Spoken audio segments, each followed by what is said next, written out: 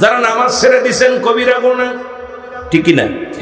যারা নামাজ ছেড়ে দিয়েছেন কবিরা গুনাহ, মিথ্যা বলা কবিরা গুনাহ, বেগানা নারীর সঙ্গে দেখা দিয়া কবিরা গুনাহ, বেগানা পুরুষের সঙ্গে দেখা দিয়া কবিরা গুনাহ। এত গুনাহ করলাম, এই গুনার ওয়াজ যদি করি বাংলাদেশে অসংখ্য আলেম ওলামা আমরা ধরা পড়ে যায়, কারণ বেগানা নারী চেহারা দেখা সম্পূর্ণ হারাম। বেগানা নারী চেহারা দেখা কি? জোরে বলেন কি? মুসলমান শুনে নাও, এক কথায় যেটা বুঝতে পারবেন, যাদের বিয়ে করা জায়েজ তাদের সঙ্গে দেখা করা হারাম, যাদের সঙ্গে বিয়ে করা হারাম তাদের সঙ্গে দেখা করা জায়েজ। আজকে আমার সমাজ, আমার জাতি, যেহেতু পল্লী এলাকার মানুষগুলো আলোচনা দিলের কান্ডা লাগায় শুনবেন, আলোচনার মধ্যে ডুব দিবেন, যেন এখান থেকে কিছু নিয়ে বাড়ি যেতে পারি। জোরে জোরে বলুন আমিন। এত গুনাহ করলেন, গুনাহগুলো মাফের দরকার আছে কি না? আসতে হইল। গুনাহ মাফ করতে চান না কে? একটু হাত তুলেন দি। গুনাহ মাফ হয়ে যাক চান না কে? চান। গুনাহ মাফ হয়ে যাক। আল্লামা কুতুবী রাহমাতুল্লাহ বয়ান করে, দুনিয়ার মানুষ শুনে নাও, আসমান থেকে জমিন পর্যন্ত যত গুনাহ করেছো, খালি জায়গাগুলো গুনাহ করতে করতে পরিপূর্ণ করে ফেলেছো। কোথা যদি জান্নাতের বাগান, যদি কোরআনের মাহফিল শুনতে পাও, ওই মাহফিলে যায় বান্দা যখন বসবে আর নিয়ত করবে আল্লাহ, তওবা করবে, কারণ কিয়ামত পর্যন্ত আর কোনো নবী আসবে না। কিয়ামত পর্যন্ত নবীদের দরজা বন্ধ, কিয়ামত পর্যন্ত তওবার দরজা খোলা। বান্দা যখন খাস তওবা করবে, আল্লাহ আমার জীবনের শেষ মাহফিল, শেষ বছর, শেষ সময়, শেষ মুহূর্তে এসে বসে গেছি, আমার আল্লাহ রব্বুল আলামিন গো আমারে ক্ষমা করে দাও। বান্দা যখন খাস তওবা করে আল্লাহ বলে ডাক দেয়, আল্লাহ রব্বুল আলামিন বান্দার জীবনের সমস্ত গুনাহগুলো মাফ করে দেয়। যারা বলেন সুবহানাল্লাহ। আওয়াজটা আসতে হলো। এত গুনাহ মাফের সংবাদ শোনা পর যদি শুনি এই জিনিসটা করলে লাভ হইব, কথা বলেননি, আমরা সেইটা করাই করি, গুদম করে রাখি, এরপরে বিক্রি করি। জান্নাতের বাগানে এসে খাস তওবা করে আল্লাহ বলে ডাক দিল। আল্লাহ এত বড় দয়ালু, আল্লাহ এত বড় দয়ার সাগর রব্বুল আলামিন।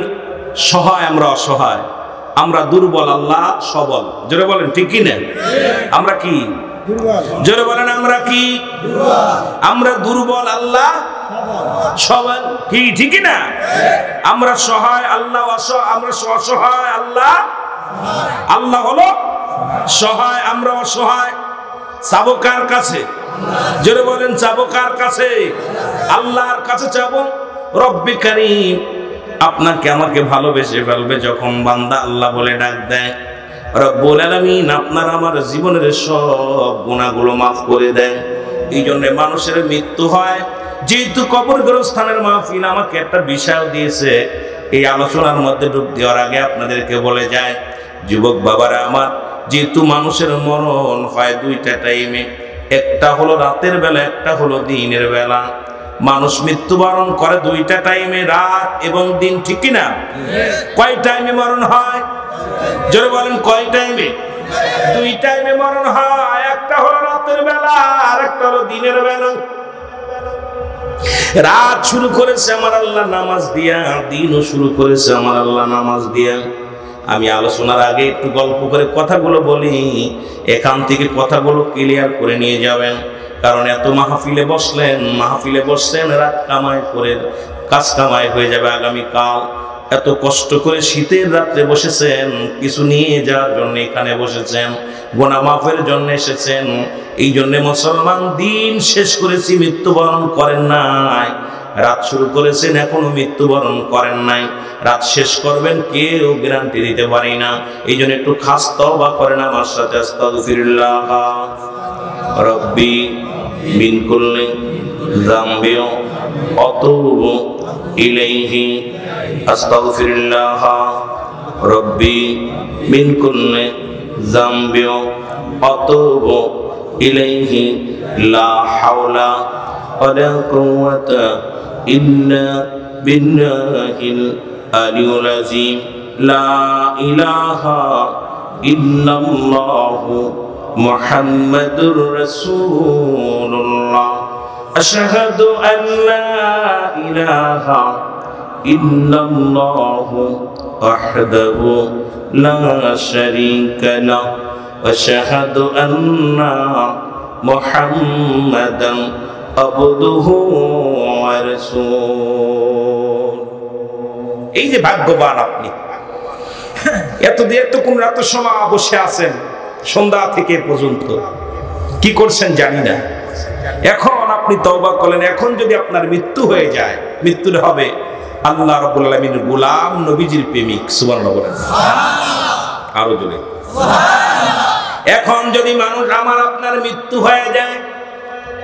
কারণ পৃথিবীর মধ্যে আসলে একটা সিরিয়াল আছে যার কোনো সিরিয়াল নাই আসেনি কোনো সিরিয়াল নাই যে কোনো মুহূর্তে মৃত্যুবরণ হয়ে যেতে পারে দেখা যায় দাদা জিন্দা নাতি দুনিয়ার মধ্যে নাই বাবা জিন্দা সন্তান দুনিয়ার মধ্যে নাই সন্তানের লাশ বাবার কাঁধে বাবার লাশ সন্তানের কাঁধে কোরআন শরীফের সমস্ত আয়াত অস্বীকার করা যায় একটা আয়াত অস্বীকার করা সম্ভব নয় কুল্লু নাফসিন যদি বলেন না কুল্লু নাফসিন অস্বীকার করার মতো আমার রাসূল বলে লা ইয়ামুত মেরকাত সূরা মেরকাতের 10ম খণ্ড 722 নম্বর পৃষ্ঠা তাফসীরুল বায়ান 5ম খণ্ড 524 নম্বর পৃষ্ঠা দলিল বলবো পৃষ্ঠা বলবো নাম্বার বলবো গুনে গুনে নিবেন বাবা কিতাবের নাম লিখবেন কিতাবের মধ্যে আছে মুসলমান আলা সাবধান ইন্না নিচালা ইন্না উল্লাহি আল্লাহর তরফ থেকে যারা আল্লাহর মাহবুব বান্দা হয় লা ইয়ামুত তাদের মৃত্যু নাই একমাত্র যারা ঈমানদার যারা মুত্তাকিন হয় আল্লাহ ওয়ালা হয়ে যায় এদের পাওয়ার এদের শক্তি আল্লাহ রাব্বুল আলামিন আরো বাড়িয়ে দেয় জোরে বলেন ঠিক কিনা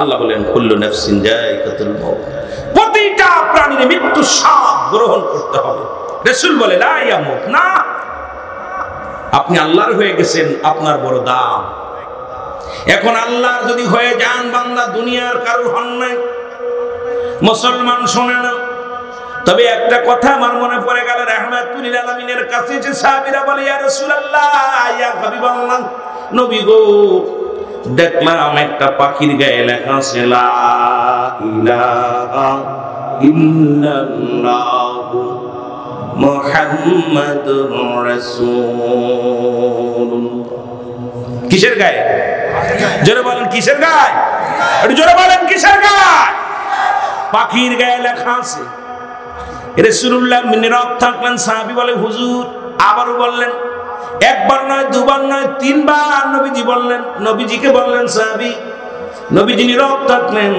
নবীজি বললেন বাকি অংশ বলো রাসূলুল্লাহ বললেন কি হলো বাকি অংশটা বলো তুমি তো প্রথম অংশ বললাম আমার নবীজি কি শুনতে চাইলেন বাকি অংশটা বলো তারপরে কি কালেমা তো লেখা আছে বলে ইয়া রাসূলুল্লাহ ইয়া হাবিবাল্লাহ ওই পাখিটা দেখি ঠোঁট দিয়ে ময়লা খায় এখন বর্তমান দাড়ি টুপি জুব্বা পাগড়ি লাগাইয়া গিবাতের মধ্যে জিনার মধ্যে ব্যভিচারের মধ্যে সুদের মধ্যে ঘুষের মধ্যে আমি মিথ্যা মামলায় সাক্ষী দিই আমার দ্বারা অন্যায় কাজ হয় কালেমাও পড়ি সুদ খাই নামাজ পড়ি ঘুষ খাই নামাজ পড়ি অন্যায় করি জুলুম করি আমি লিবাস লাগাইলাম মুসলমান সাইনবোর্ড লাগাইছি মুসলমানের ভিতরে সমস্ত মুসলিমের কারবার এই আমার নবীজির জন্য চোখের পানি ছেড়ে বললেন সাহাবীর বাকি অংশটা বলো আজকে আমার দেশে অসংখ্য ওলামা ইকরাম অসংখ্য মুসলমান এই দুর্নীতির মধ্যে জড়িত আল্লাহ কমিনান নাস মানুষের মধ্যে মায়া করে তারা বলবে আমার না তো ঈমান আনছে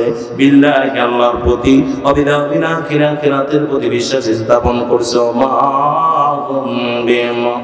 মিনি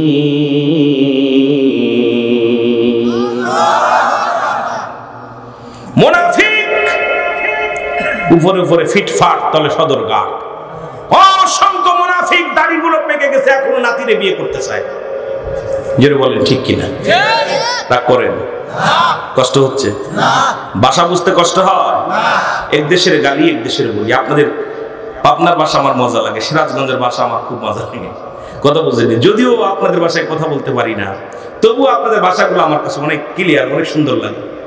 এ আমার ভাইরা, আমার বন্ধুরা, আমার যে কথা বলতেছি না, তাই রাসূল যে বলে গেলেন, এই রাসূল সাল্লাল্লাহু আলাইহি সাল্লাম 3 দিক ফিরে দোয়া করলেন, 3 দিক ফিরে দোয়া করলেন। কোন দিক, কয় দিক, কয় দিক, জোরে বলেন কয় দিক? 3 দিক ফিরে দোয়া করলেন। নবীজি মক্কার দিকে ফিরে দোয়া করলেন, 2 রাকাত নামাজ পড়ে দোয়া করলেন, আল্লাহ তুমি মক্কাবাসীরে শান্তি দাও, মক্কার মধ্যে বরকত দাও, মক্কার মধ্যে রহমত দাও, মক্কার প্রতিটা নরনারীর মধ্যে তুমি রহমতে ভরপুর করে দাও। আর একটু ধরে রাসূলুল্লাহ মদিনার দিকে ফিরে দোয়া করলেন, 2 রাকাত নামাজ পড়ে রাসূল দোয়া করলেন, আল্লাহ মদিনার উপরে শান্তি দাও, মদিনার উপরে রহমত দাও, মদিনার সন্তানদের উপরে তুমি রহমত দাও, মদিনার উপরে বরকতে ভরপুর করে দাও।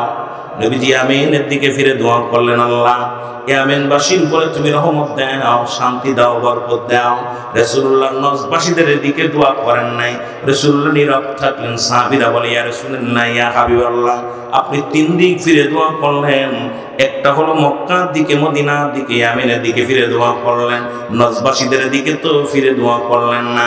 আমার নবী বলতেছিলেন, আমার সাহাবীরা শোনো, ওই আমি দেখতেছি ওসিরে ওই নজবাসীদের মধ্যে একদল শয়তানের শিং আগমন করবে, তারা ইসলামটাকে সর্বনাশ করার ষড়যন্ত্র করবে। জোরে বলেন ঠিক কিনা? কথাগুলো ক্লিয়ার শুনে নিবেন। তাফসীর মাহফিল দিয়া খালি গিবাত শুনবেন না, তাফসীর মাহফিল দিয়া আয়াত পড়ে শুধু সমালোচনা। এক আলিফের অর্থ সূরা বাকারা, বা কথা বোঝেন না, বার ও বা এদিকে কোথায় সূরা নাসের সিন, বাস যথেষ্ট। এই 2টা হরফের উচ্চারণ